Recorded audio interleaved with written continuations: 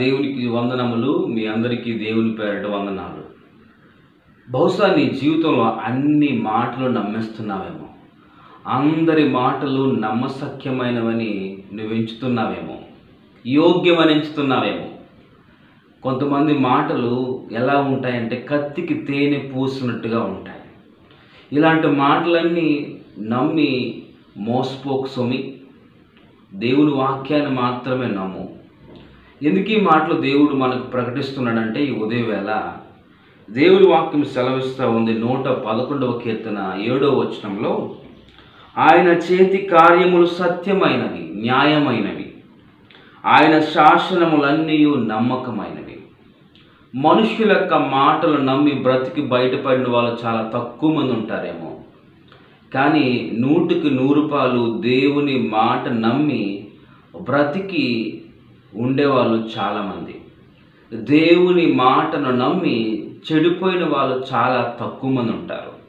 ఎందుకంటే దేవుని మాటలు నమ్మకమైనవి. మనమంతా దేవుని మాటను నమ్ముకోవడం చాలా మంచిది. మనుష్యుల యొక్క మాటలు అబద్ధాలు, మోసంతో ఉండొచ్చు, కానీ దేవుడు నమ్మదగినవాడు. ఆయన మాట ఇచ్చాడంటే ఖచ్చితంగా ఆ మాటను నెరవేర్చే దేవుడు. ఎందుకంటే ఆయన శాసనములు సత్యమైనవి, యథార్థమైనవి, న్యాయమైనవి. కనుక దేవుని మాటను నమ్మండి, దేవుని మాటను మాత్రమే నమ్మండి.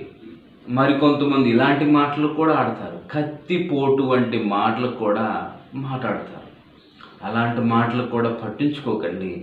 అలాంటి వారు ఉండుంటే దేవుని మాట ద్వారా మీరు వారికి సమాధానం చెప్పచ్చు. ఒకవేళ సమాధానం చెప్పకపోతే మౌనంగా ఉండి దేవుని మాట ద్వారా నీవు బలపడు. దేవుడే సమాధానం ఇస్తాడు, వారికి జవాబునిస్తాడు. కనుక దేవుడు మిమ్మల్ని దేవుని మాట ద్వారానే బలపరుస్తాడు. ఎందుకంటే దేవుడు వాక్యము నమ్మదగింది. దేవునికి సమస్త మహిమ కలుగును గాక. మోసపోకండి. ఎవరేం చెప్పినప్పటికీ కూడా ఆలోచన చేయండి. ఒకవేళ ఏం చెప్పినా మోసపోకుండా ఉండాలంటే దేవుని దగ్గరకు వచ్చి దేవుని మాట ఏమిటో కనిపెట్టుకుని ఉండండి. దేవుడు మిమ్మల్ని దీవించును గాక.